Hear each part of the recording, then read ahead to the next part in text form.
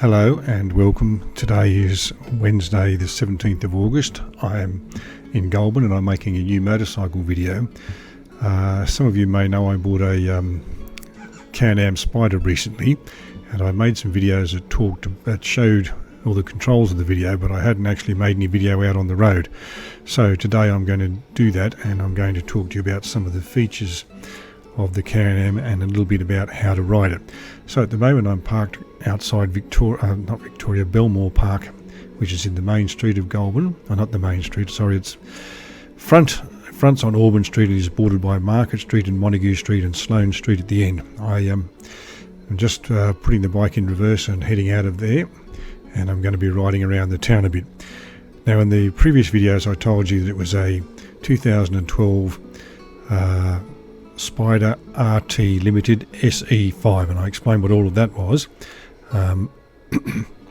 So I thought this time I would just talk about some of the other features.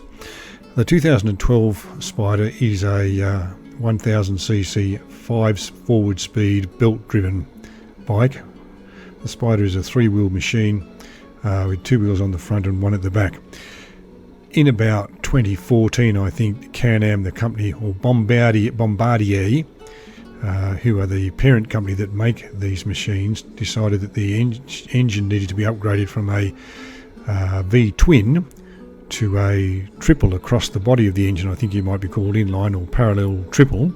So they increased the size of the engine from 1000 cc's to 1330, which is a bit of an old configuration. But anyway, that's what they did. At the same time, they decided that the bike needed to have 6 forward gears and still, of course, 1 reverse.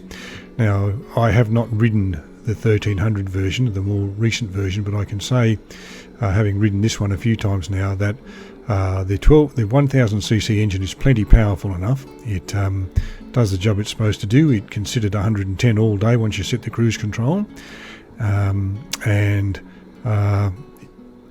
it's a plenty powerful engine, has lots of acceleration, gets away from the lights or the give way sign reasonably quickly, and can hold its own on the highway.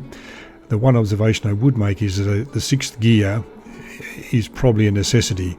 In the so for comparison, my Kawasaki Vulcan Voyager, which I recently sold, had 6 gears, and the 6th gear was an overdrive for the highway, and I believe that made a lot of difference in terms of strain on the engine, but also made a difference in terms of fuel economy. Also, my Suzuki Bergman scooter, which I have in Tasmania, it's a 650, it has the constantly variable transmission that most scooters have, but it has a manual override, and the manual override allows you to select a 6th gear when you're on the highway.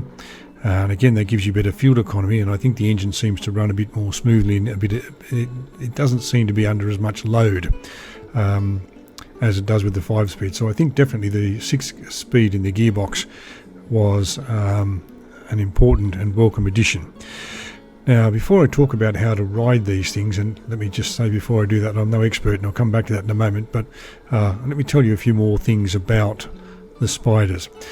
The Spyder has almost a dictionary of acronyms and letters to describe various features and functions, which collectively are known by the riders as the nanny, as in they're like your grandmother. They stop you doing stupid things and stop you getting hurt. But there are 4 or 5 components to this. Collectively, it's called the Vehicle Stability System, or the VSS, and that those 3 words indicate what these various systems do. First of all, there is ABS, which, as we know, is anti-lock brake system, and that distributes the force of the brakes so that they'll never lock up. So that's an important feature. You don't lose traction. The second feature to do with braking is called EBD, which I think stands for electronic brake distribution. So the computers that control many of the things on this bike or on this machine work out just how much braking power is needed to be applied to each disc to slow it down without the wheel locking, without losing traction, without any of those things. So there's EBD. Then there is what is called stability control, and that is exactly what it suggested. It keeps the bike stable and keeps it from turning over and keeps it from becoming unstable in turns and corners and things like that. And then finally, there is what's called traction control, which does exactly what it suggests. It maintains traction with the road through all three wheels, and keeps the bike tracking true. Now, those things all happen in the background. I don't really know what they do. I know when I put my foot on the brakes apply, the bike stops, and there's never any fear that it's going to skid. There's never any fear that the brakes are going to lock up. There's never any fear that I'm going to lose traction. I know when I go around a corner, if I'm going too fast, something happens in the mechanism, in the computer systems of the bike, and it tends to slow down one of the wheels, take a bit of the power away from one of the wheels to try and maintain a stable and appropriate turn around the bend. Now, in having said all that, I should say that these things are not, all of these devices and controls are not a substitute for a good rider. They're not a substitute for paying attention. They're not a substitute. They're not autopilot. They are there as safety measures, but the safety measures are only as good as the person operating the bike. And if you act like a goose, then this machine will eventually, you'll have an accident if you're not paying attention. So do not think, well, I've got all these safety systems, I don't have to pay attention, I can just, stare at the scenery and the bike will do whatever it wants to do and it'll keep me perfectly safe. There is no substitute for the rider. And in the manual that comes with the bike or the machine, there are a series of exercises that it suggests you do, and you find yourself an empty car park in a shopping mall or somewhere like that, and just ride around doing these exercises to get control of the bike and get the feel for how it works and so on. Now, the other thing this bike also has is something called DPS, which stands for Dynamic Power Steering, and it works a little bit like the power steering in most cars these days. In other words, it gives you enough assistance at any point to make the turn you want to do, or to do what you want to do with the steering without it being obtrusive or getting in your way. And a bit like, I've got a car in Tasmania that's one of those Daewoo Matees, if you remember those. The last one made in about 2003, they're a little smaller than Mr. Bean's car, and it has a mechanical power steering system, and at low speed it's highly ineffective. You feel like you're wrenching the wheel just to turn the steering wheel to make a small turn, but when it's going at speed, the power steering is much easier. So this has this dynamic power steering that helps you to steer the bike, and you could, I don't recommend it, but you could, and I have seen people doing this, steer it with one finger if you wanted to. I do not recommend that, and neither do the manufacturers, but you can do that. Now, that's all the controls and features and safety systems, so on. As to how do you ride these things? Well, I guess the first thing to do is, if you've been a two-wheeler, forget everything you know, because it's got as much width across the front as a small hatch, it's a wide machine. Clearly it doesn't have independent forks, like even scooters that have two wheels on the front. It has suspension that's set up more like a car. So it doesn't lean, it doesn't tilt, and it doesn't counter steer. When you want to go around a curve, you've actually got to do the steering. When you want to go around a bend, when you want to take a corner, you've actually got to do that steering yourself. Now, if you look at me approaching this corner here, I'm turning to the left. So turning to the left is surprisingly easier than turning to the right. And the reason I say that is because we ride on the left or drive on the left-hand side of the road here.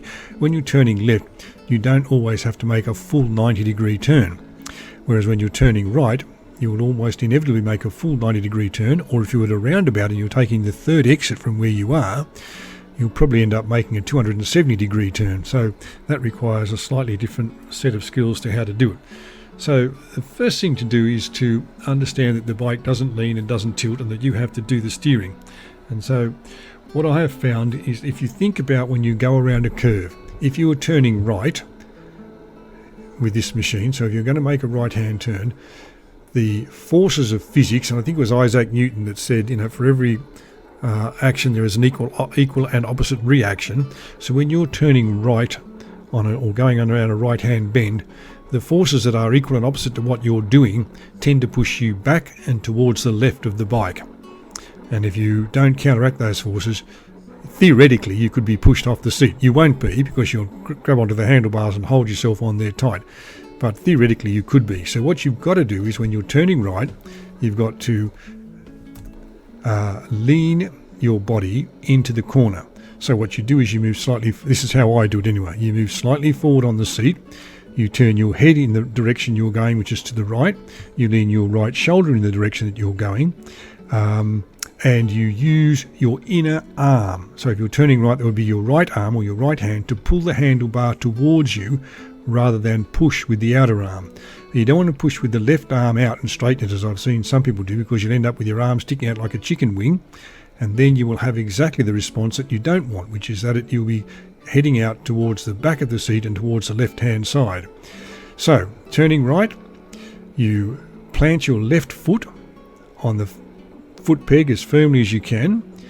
You move slightly forward on the seat, tip your right shoulder in the direction of the turn, turn your head in the direction of the right of the turn, which is to the right, and you pull the right handlebar towards you, trying to keep your elbow as close to your body as you can, and doing the same with your left arm as it straightens, keeping your elbow as close to your body as you can rather than having it stick out, like I said, like a chicken wing. Now if you're turning left, you can often make a much sharper, or the turn need not be a 90-degree turn. So you can do the same things, that is, you plant your right foot, because you're going left, so you plant your right foot. You lean your left shoulder and your head in the direction of the turn. You pull the handlebar in towards you with your left hand, keeping your elbow close to the body. You straighten out your right arm, but try and keep your elbow close to the body so it doesn't end up with that crook in the arm, almost looking like a chicken wing. And you allow the bike to sort of steer itself gently around the corner. Now, if you do that, it'll take itself around the corner, and it'll flow around the corner fairly easily, and you shouldn't have too many dramas. Now, as I said, I should have said this before I gave all that instruction. I am not a safety instructor. I'm not a qualified motorcycle instructor. And I've read in various places where people say you need up to 4,000 kilometres on these machines before you really get the hang of them. I've got about 250 if I'm lucky. So what I'm saying now is based purely on my own experience, and is not necessarily to be taken as gospel. You could try these things and see if they work, but as I said in the manual, they suggest you find an empty car park and they lay out a whole lot of things that you should do and practice. I'm saying this because I've seen other people who say, no, you push with your outer arm, you push your outer arm out and straighten it, and as you're making a turn. So if you're turning left, you push with your right arm and straighten it out. And I have tried that, and I don't think that's the way to go. But I think, for most people, you'll have a bit of a go at each of these methods, and then you'll work out which is the one that you think suits you most of all. So, coming up to this intersection, which I'm coming to shortly, it'll be the end of, for those in Goulburn, Brisbane Grove Road, and I'm coming onto the Braidwood Road, and I'm going to be turning right. So, I'm going to be changing down, first of all, by closing the throttle off, and the bike will sense that I'm slowing down. It will progressively change down to match the revs to the speed of the bike, and then I will be turning right. So I will be leaning myself forward slightly and towards the right. I'll be pointing my head and my right shoulder towards the right hand turn. I'll be planting my left leg on the outer peg, and I'll be pulling the handlebar on the right hand side towards me, keeping my elbow close to the body.